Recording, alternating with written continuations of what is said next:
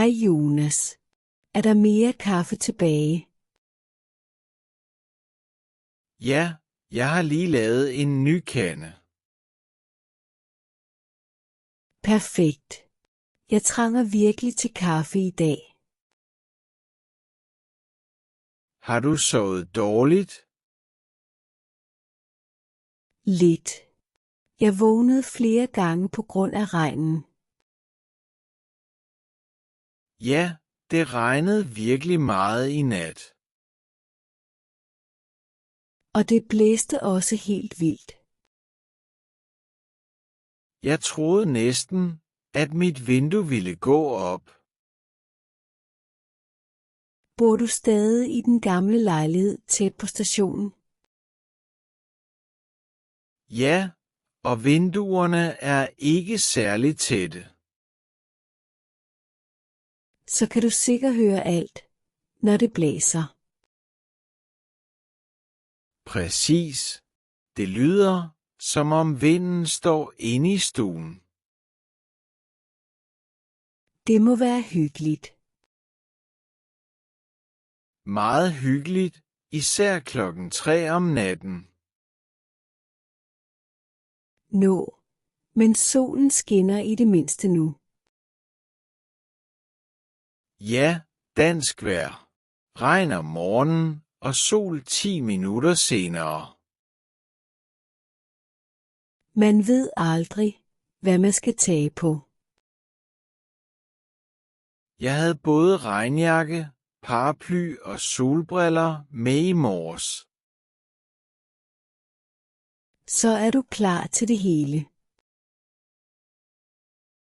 Næsten. Jeg mangler bare et par gummistøvler. Jeg glemte min paraply derhjemme. Blev du våd på vej til arbejde? Ja, selvfølgelig begyndte det at regne, lige da jeg steg ud af bussen.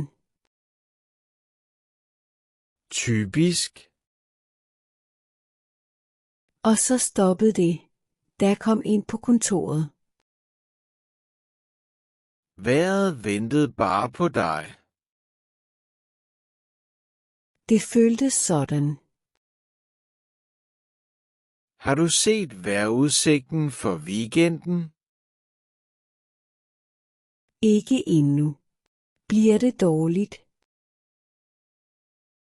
De siger, at lørdag bliver tør og måske endda solrig. Virkelig? Hvor varmt bliver det? Omkring 18 eller 19 grader. Det er jo næsten sommervejr. Ja, men søndag kommer regnen tilbage. Selvfølgelig gør den det. Har du planer i weekenden? Ja, hvis vejret holder, vil jeg gerne en tur til stranden. Skal du bade? Nej, vandet er sikkert alt for koldt. Det stopper ikke de rigtige vinterbadere. Jeg er bestemt ikke vinterbader. Det er jeg heller ikke. Jeg synes allerede, at vandet er koldt om sommeren. Jeg vil bare gå en lang tur langs vandet. Må måske købe en is. Det lyder hyggeligt. Skal du afsted alene? Nej, jeg skal mødes med min søster og hendes børn. Hvor gamle er børnene nu? De er 6 og 9. Så har de sikkert masser af energi. Alt for meget. De kan løbe rundt i flere timer. Så får du i det mindste noget motion. Ja, men jeg har altid brug for en pause bagefter. Skal I spise sammen? Vi tager nok madpakker med. Det er nemmere og billigere. God idé. Man bliver hurtigt sulten, når man er ude hele dagen. Hvad med dig? Hvad skal du lave? Jeg skal besøge nogle venner, der lige er flyttet i hus. Er det en indflytterfest? Ikke helt. Vi skal hjælpe dem med haven. Det lyder mere som arbejde end som en fest. Det er det sikkert også. Hvad skal I lave i haven? Vi skal fjerne ukrudt, klippe nogle buske og bygge en lille terrasse. Skal I bygge hele terrassen på en dag? Det tror mine venner åbenbart. Det lyder optimistisk. Meget optimistisk. Ingen af os har prøvet det før. Så bliver det spændende at se, hvordan den kommer til at se ud. Ja, måske bliver den flot. Måske bliver den helt skæv. Bare stolene ikke vælter. Præcis. Vi har set nogle videoer på nettet, så vi føler os næsten som eksperter. Det er altid farligt. Ja, efter 2 videoer tror man, at man kan bygge et helt hus. Har I en plan, hvis det begynder at regne? Så går vi indenfor og spiser pizza. Det lyder faktisk som den bedste del af planen. Det synes jeg også.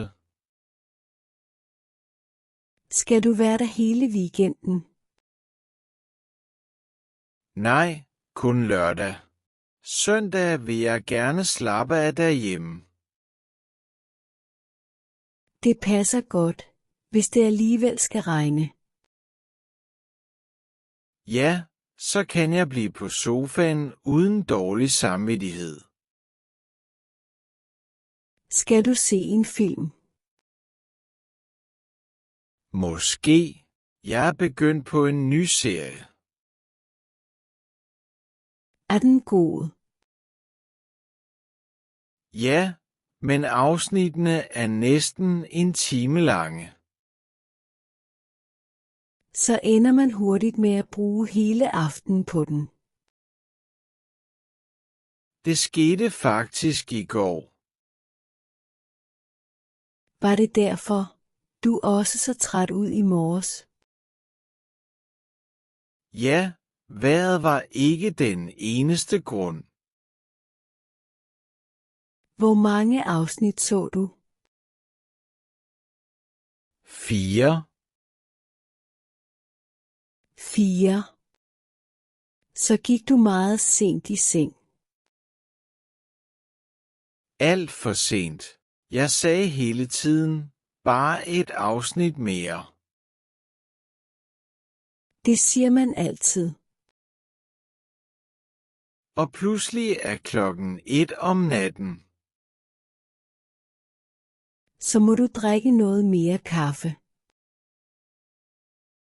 Jeg tror allerede, det her er min 3. kop. Pas på, ellers skal du ikke sove i aften. Så kan jeg jo bare se resten af serien. Det er ikke en særlig god plan. Nej, men det er en plan. Forresten, skal vi spise frokost ude i dag? Gerne, hvis det ikke begynder at regne igen. Vi kan sætte os på bænken bag bygningen. God idé. Der er også lidt lag for vinden. Hvornår holder du pause? Jeg skal lige sende en mail, så om cirka 10 minutter. Det passer fint. Jeg skal også afslutte en opgave. Skal vi mødes her i køkkenet? Ja, lad os gøre det. Og tag din jakke med. Man kan ikke stole på solen. Bare rolig. Jeg tager både jakke og paraply med denne gang. Så regner det sikkert ikke. Det ville være typisk. Vi ses om 10 minutter. Vi ses. Og tak for kaffen.